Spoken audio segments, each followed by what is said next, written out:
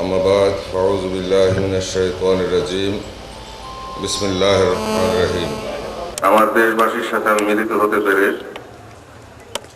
আমি নিজেকে আনন্দিত, উচ্ছ্বসিত এবং গর্বিত মনে করছি। 3 বছরের অধিককার সময় পরে আমি আবার আপনাদের কাছে আসতে পারলাম। কেবলাজানের কদম মোবারকে কোটি কোটি চুম্বন আরজ করে শুকরানা জানাচ্ছি। আল্লাহর দরবারে শুকরানা জানাই।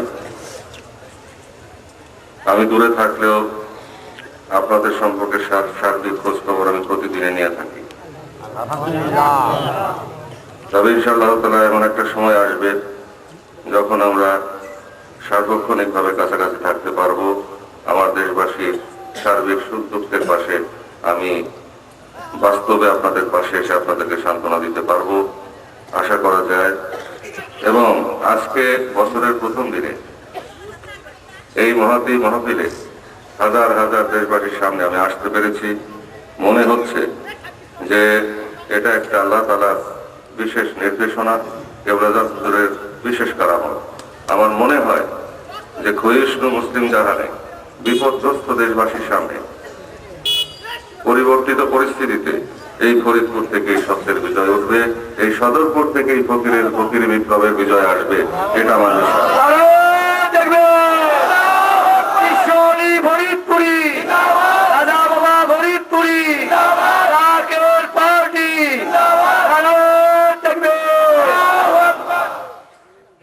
বিদগ্ধ ওলামায়ে কেরামগণ এখানে অনেক মূল্যবান বয়ান করেছেন, আমি শুনেছি। ওহাবি ফিতনা, সালাফি ফিতনা, মওদুদি ফিতনা, এই ফিতনা মুসলমানদেরকে সার্বিকভাবে ধ্বংস করছে। শুধু বাংলাদেশে নয়, সারা পৃথিবীতে মুসলিম জাতিসত্তার বিপর্যয়ের মুখে যে কোনো সময় মুসলমানদের রক্তে মরুভূমি রঞ্জিত হতে পারে। আমরা এই মুনাফিকদের বিভিন্ন ষড়যন্ত্র, ইসলামের লেবাস করে কোরআন শরীফ হাতে নিয়ে মুসলমানদের বুকে ছুরি মারার চক্রান্ত আমরা লক্ষ্য করছি। অতএব এই জামানায় সত্যিকারের মুসলমান চেনা অত্যন্ত দুরূহ, অত্যন্ত আশ্চর্য ও স্তম্ভিত হওয়ার বিষয় এই যে ওহাবীরা বলে থাকে রাসূল পাক সাল্লাল্লাহু আলাইহি ওয়াসাল্লাম নাকি তেনাদের ভাই, কিন্তু কোরআন শরীফে স্পষ্ট বলা আছে যে নবীর বিবিগণ আমাদের আম্মাজানগণ উম্মাহাতুল মুমিনিন, মুমিনদের মা। প্রশ্ন আসে, মায়ের স্বামী কিভাবে ভাই হয়? মায়ের স্বামী কোনভাবে কি ভাই হতে পারে?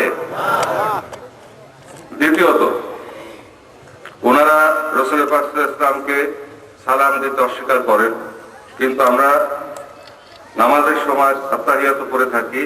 এই আত্তাহিয়াতু লিল্লাহি ওয়াস সালাওয়াতু ওয়াত তাইয়্যিবাতু ওয়াস সালামু আলাইকা আইয়ুহান নাবী ওয়া রাহমাতুল্লাহি ওয়া বারাকাতুহু, আসসালামু আলাইনা ওয়া আলা ইবাদিল্লাহিস সালিহিন, এই অংশটুকু মিরাজের রজনীতে বিশ্ব নবীর সাথে আল্লাহ পাকের যে কথা হয়েছিল সেই অংশটুকু আমাদের নামাজের মধ্যে সন্নিবেশিত করে দেওয়া হয়েছে। কোন ওহাবী কি পারবেন এই অংশটুকু নামাজ থেকে বাদ দিতে?